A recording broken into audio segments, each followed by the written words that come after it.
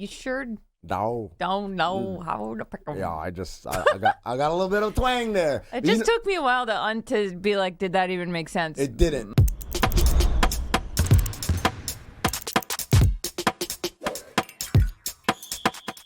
Welcome to Oddball. I'm Amin Elhassan in New York City with the one and only Charlotte Wilder. We got a great show for you guys today. Payton Pritchard ain't taking no mess when it comes to Luke Cornett, you hear? We're going to talk about that. Also, What?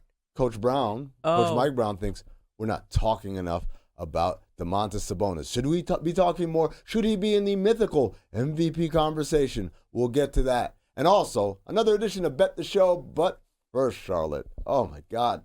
Minnesota, the land of 1,000 lakes, or 10,000 lakes, and 10,000 news stories this week. What? This is a gift that keeps on giving. Oh, man, I hope it never ends. I hope we get something else tomorrow. So, all right, quick update. Yesterday, we did a whole thing about how their financing for Mark Lowry and Alex Rodriguez to buy the team had fallen through because the league had rejected them because of some stuff that was in conflict with their institutional yada, yada, yadas. Nobody cares, right? We did a fun... Well, we do care a little bit. We're a little nosy. We want to know what that Carlisle group was up to that meant that they couldn't buy an NBA team. So if anybody has any intel, hit us up somehow. I don't think we have an email for the show, but let us know. 1-800-ODDBALL. Yeah. But so here's what happened, though, right? So Mark Lowry, Alex Rodriguez, they have until the end of the month to secure the financing or else the deal falls through. Well, guess what, Charlotte? What? In the time for us to record that episode, edit it, and put it out, they already found more financing. That's how rich people do. Rich people do things when they want to. Understand?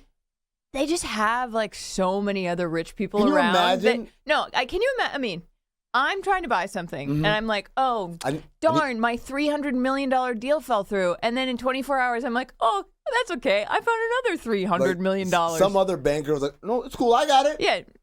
So, yeah, don't take your wallet out. No. We got it. No. Relax, right? So, Charlotte, you've been doing some digging after we did a deep expose on the leadership team of the Carlisle group who were rejected and out of here.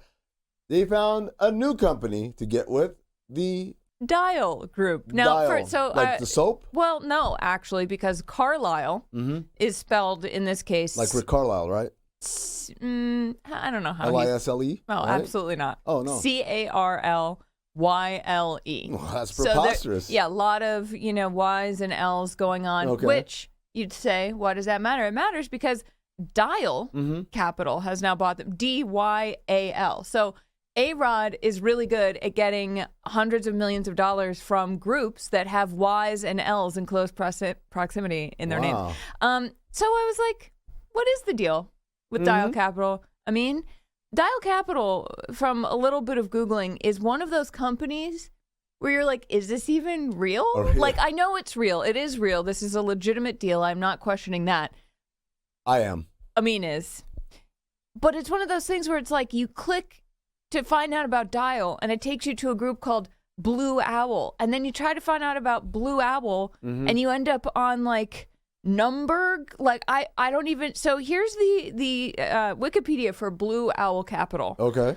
In December 2020, it was announced that there would be a merger between Owl Rock Capital Group and Dial Capital Partners. That's my favorite genre of music, by the way, Owl Rock. Owl Rock. Like has famous bands like The Who. Stop it. There it is, and it's gone, ladies and gentlemen. Home run. I'm both angry that you said that and mad that I didn't think of it. Okay, anyway, then they merged with Altamar Acquisition Group to form Blue Owl, and then it was completed as Blue Owl, but then Blue Owl acquired Oak Street. And what I have taken away is that a lot of investment firms, private equity, whatever this is, I don't know, I'm not a doctor. Okay. They use like nature language. It's like Blue Owl, yes, Oak Road, Oak Street, like, Seafoam Partners. Oh, yeah, I like that. Like, you want to start a private equity firm with me? Yeah, I do. What should we call it? We got to have more L's and Y's, though, because that apparently is what attracts Alex Rodriguez, at least. Okay, let me think for a second.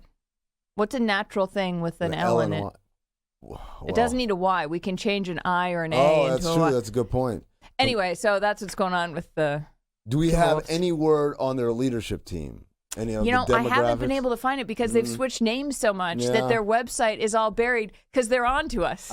They know what we're trying to do. It's not real. That's just happening. It's not real. It's like A-Rod's It's a shell company. Imaginary friend. This is all a shell game. This is no different than the guy out on 42nd Street with like 3 cards, and he's doing it around, and it's like, which one's the queen? Which one's the queen? Which one's the queen? Except they're doing it with hundreds of millions of dollars. That's it for Minnesota news, though, right? Okay, we can move on. Right? No, sorry. An employee was arrested, fired, or fired then arrested for stealing a hard drive from his former boss who had demoted him because he was doing a bad job. Felony third-degree burglary. Okay, so That's intense. This is intense. And as someone who's worked in an NBA front office, like, I've worked for people that I legitimately hated and prayed for their downfall. Who right? among us? Sorry. But, like, I never felt like stealing anything. I never, like, going into... First of all, if you don't like somebody that you work with... one of 2 things is happening. Either they're incompetent or you're incompetent, right? In my case, I was lucky enough to know that they were incompetent. But their incompetence shone through so obviously that I didn't have to do anything. Like, I didn't have to, like, go steal anything. Okay, you didn't steal anything. What did this guy steal? His name is Somach Sarkar. He had served as a coaching analyst for the T-Wolves, right? And he's in custody awaiting a court hearing Thursday afternoon in Minnesota. This according to ESPN. Basically what happened was... Sachin Gupta, who's the executive VP, oversees the team's analytic department. He started under Daryl Morey in Houston, right? He was the creator of the Trade Machine on ESPN.com. Oh, wow. Yep, Sachin Gupta. Look it up. Right, so Sachin leaves his laptop in his office with a hard drive connected to it, right? On February 2nd. Comes back February 5th, and apparently the hard drive is missing, right? When they go back and check surveillance, because there's cameras everywhere in an NBA front office. I don't know how this kid didn't know. So they found that Sarkar came by twice, including one time after looking to see if anybody could see him. So he literally did the nobody's around, went in, and then came back out, right? That's the only person between February 2nd and February 5th who entered the office. They fired him immediately. They had a search warrant. The police went through and found several hard drives, a computer, and 3 tablets, and a second warrant revealed that one of the devices contained information from Gupta's hard drive. Now, this is the kicker. Mm-hmm. After forensic analysis, they had determined he had accessed more than 5,000 files and downloaded them onto another device. And in some of these files, people, like the headline is NBA strategic information. There was Sachin Gupta's personal financial information. No. As part of yes. So I'm like, to hell with like, hey, what do we think the Jazz are going to do or whatever? You can't be looking into my Bank of America files, man. Like, what the hell? So, remember one of the best offseason stories was that the guy on the Knicks had taken proprietary information and taken it to the Raptors, and the Knicks sued, and everyone was sort of like, who cares? Like, it's basketball stuff. It's not only basketball stuff. And he was already hired there. But it was basketball stuff off of Synergy. Like, right. I have a Synergy subscription. I can, like, the things that he proprietarily sold. Right. This is different. This guy, Sarkar, was like, I see what you did, and I'm going to do it. I'm going to get more information than you did from my boss, and I'm going to be really not sneaky about it. It astonishes me, Amin, when people who are not naturally sneaky try to pull off things like this because they lack the self-awareness to know that A, they're not sneaky, and B, they're going to get caught. When questioned by police, Sarkar said that as a member of the coaching staff, he had the hard drive to put some stuff on it, but forgot to return it. That's my favorite quote. He had a hard drive to put some stuff on it. Yeah. Which is, again, like, very, very rarely. I worked a long time ago. Hard drives were just starting to be a thing. But very rarely do you take stuff to put on a front office person's hard drive. Usually you just transferred or whatever. Well, right. Have you heard of the cloud? Yeah, like the coaches, yes, because you're working with them daily. And so it's kind of like a back and forth thing. You would almost never do that with a front office member. But again, full disclosure, I worked 100 years ago when like everything was in black and white and stuff. So right. Things might have changed in that regard. But again, the forensic evidence that he had accessed personal financial information is just absurd. Also, you know what? As a analytics department person or video coordinator person or whatever, you have a zillion hard drives. So if I want to give you something on a physical hard drive, again, no cloud, no WeTransfer, okay, I would just grab one of my random hard drives and give it to you, and then grab it from you later. Like, hey, can I get that hard drive back once you've downloaded it? Oh, you're saying you wouldn't steal your former boss's hard drive to put some stuff on it? The complaint noted Sarr had been transferred out of Gupta's department in August 2023 into the coaching staff because of poor job performance, as you mentioned earlier. According to his LinkedIn profile, Sarr joined the T-Wolves in August of 2021 and previously worked in analytics-related roles at the Pelicans and, get this, the New York Knicks. Boy, you sure don't know how to pick them, don't you? Now look at here. Now that twang that ended the last segment, that wasn't no coincidence. I mean, I'm gonna stop you right. He's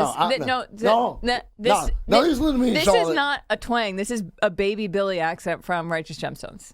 Look at here. This isn't like a Southern accent. This is this is Walton Goggins, the actor, doing Baby Billy's voice. All I'm trying to tell you is you don't mess with Luke Cornett, and that's on the word of Payton Pritchard. You heard?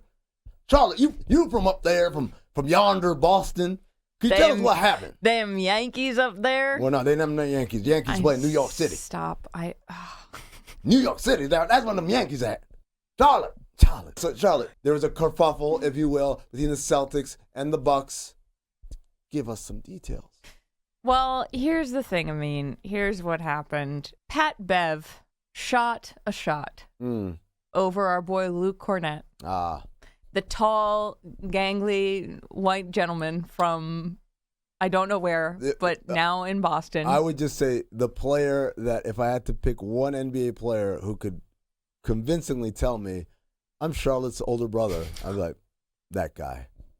He looks like he's related to you. He seems like a sweetheart, so I'm going to take that as a compliment. Yes. Thank you. And also, if my brother were an NBA player, I'd be like, I don't care how you're doing. Like, Charlotte. Also, he's playing for the Celtics. He's doing great. Anyway, so Pat Bev hits a shot over Luke Cornett, a floater, and then he runs down the court doing the too small. Yeah. Luke Cornett's pretty big, so that's an offensive thing to do. Payton Pritchard, and I quote, "It kind of lit a fire under me," because he then erupted for 10 points in that quarter, which was the entire Bucks output of that quarter. And he opened a big lead. The Bucks eventually narrowed it.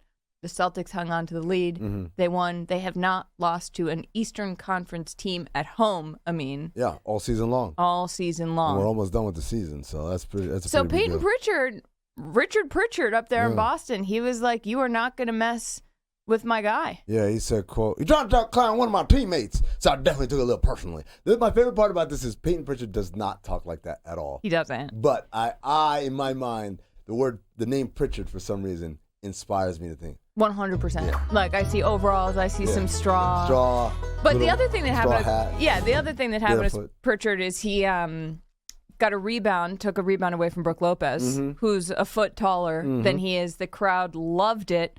And Lopez pushed him away. Yeah. Which I think is like a badge of honor if you're Payton Pritchard. You've gotten under their skin for sure. Yeah. Also, Pat Bev. If I were the Bucks, I'd be like, what are you doing? Like when he does stuff like that, it always reminds me of like the kid who's like gets into like dangerous situations and informs the biggest, baddest person in there, my older brother's going to kick your ass, right? And it's like, get him, older brother. And like, wait a second. And the older brother's like, sorry, I'm not trying to get dragged into this. In this case, the older brother's like, I'm not even playing tonight. Giannis sat out, right? Yeah, but just hamstring strain. The idea that like Pat Beverley would talk trash in a way that would clearly incite the opponent, but you don't have the wherewithal to match that incitement, right? No. So and Pat Bev was brought in mid-season to help with defense, to help with the sort of toughness, and then he does stuff like this. It was interesting to me that at the very end of the game, Doc took Dame out and put Pat Bev in for one play for defense, purposes, which I get. Defensive purposes. But I was also sort of like, at this point, I don't know, maybe just leave Dame in. Look, the next Thursday. This is what I want. We're going to do Bet the Show in a little bit. But we should have a bet by next Thursday if the Celtics haven't lost a home game to an Eastern Conference team by then, that they won't lose one for the entirety of the season. Great. That's producers, take notes. All right? Great. Should we bet the show? Not yet. Okay.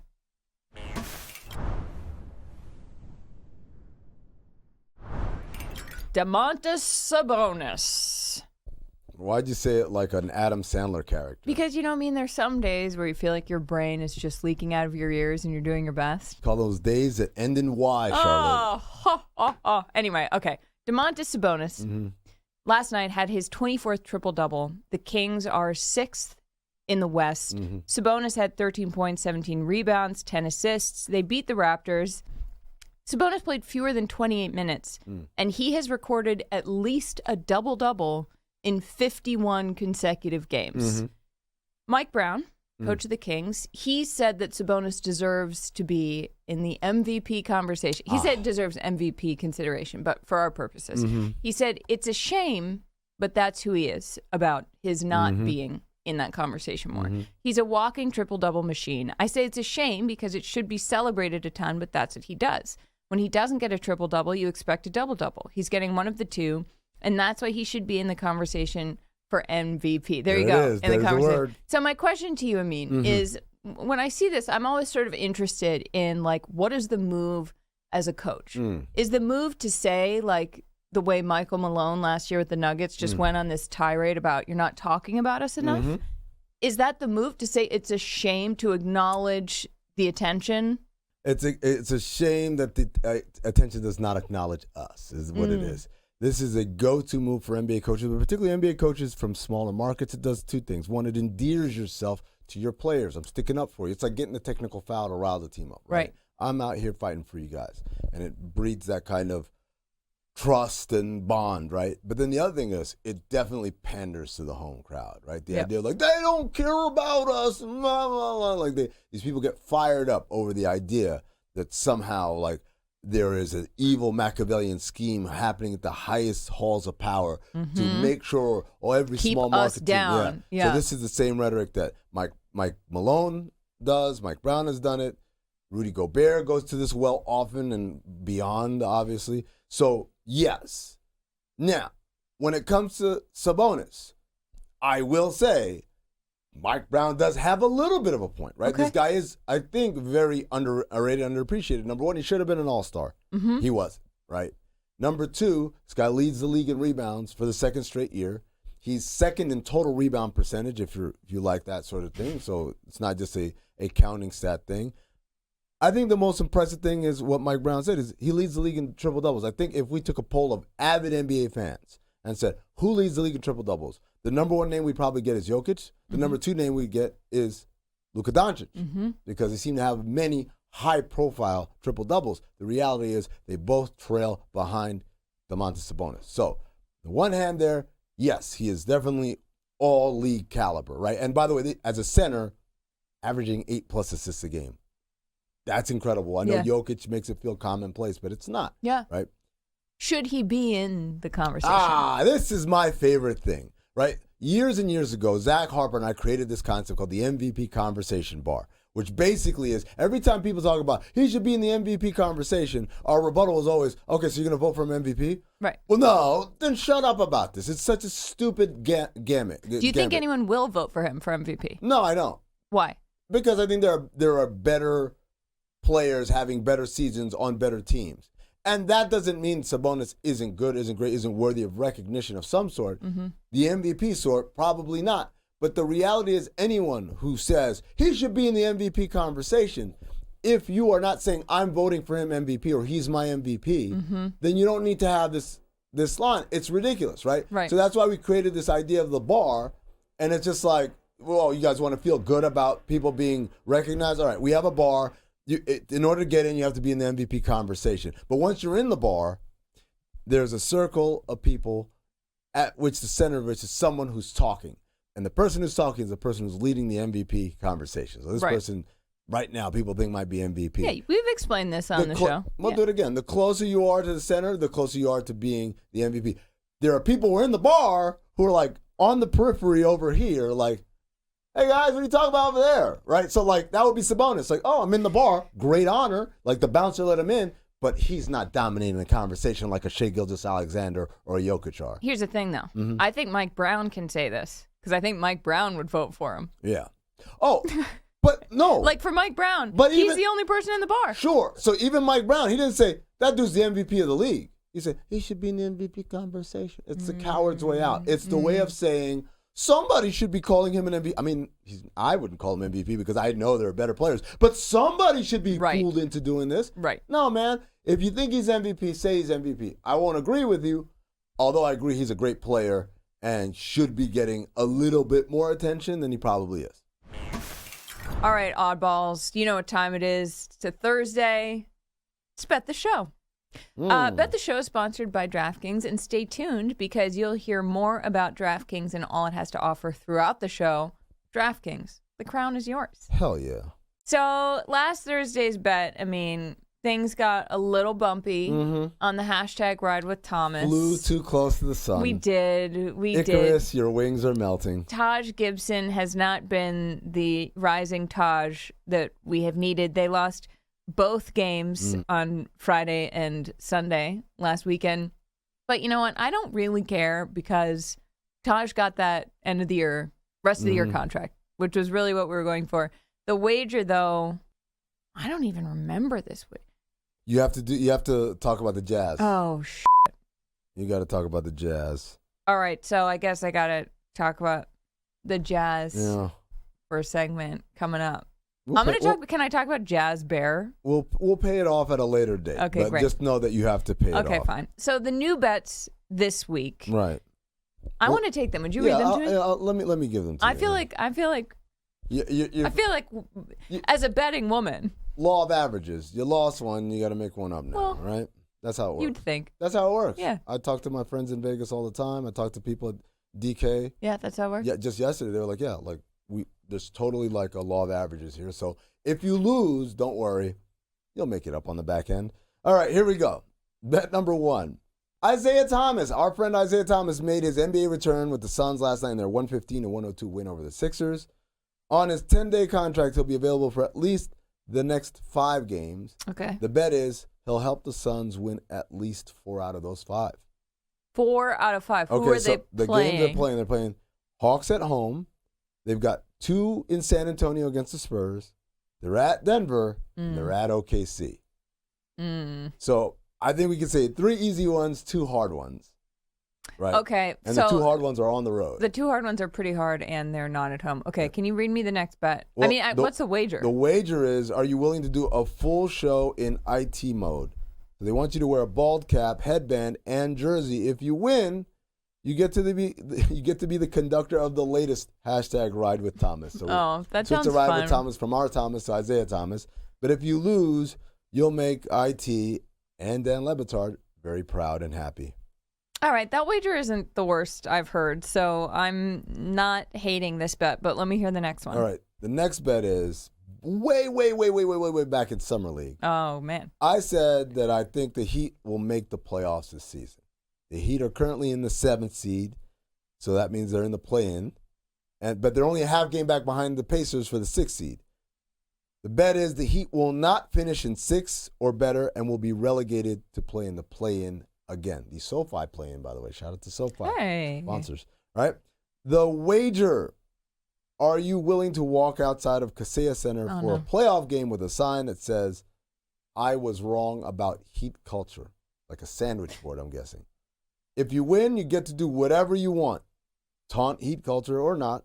If you lose, though, you wear something light and breezy because it's going to be hot. Carrying that sign around in about a month's time. I don't want to get beat up outside Kaseya Center. Oh, well, you wouldn't get beat up because if you're walking around with the sandwich board, it would say, I was wrong about Heat culture, meaning like, oh, wow, it's amazing. I know, but people could take that and be like, oh, she was speaking badly about Heat culture at one point. Also, I like that first bet. I like that first bet. I'm going to say that, yes, the Suns will win 4 out of 5. If they don't, though, do you know what jersey you're going to wear? Isaiah Thomas. Oh, you got an Isaiah Thomas jersey? No. Okay, well, we just get one then. Yeah. We'll get an Isaiah Thomas Suns jersey? Celtics jersey? I feel like for the punishment to be accurate, it has to be Suns. Okay. But I would like a Celtics one. You know what? We'll figure it out. All right. I'll do the ball cap. There's no pride here. My dignity's been gone for a while. If there's no dignity or pride, you'd shave your head and actually be true to it. No, then I have a lot of dignity and a lot of pride. Vane? Thanks for watching Oddball. Thank you, people. Thanks for watching Oddball.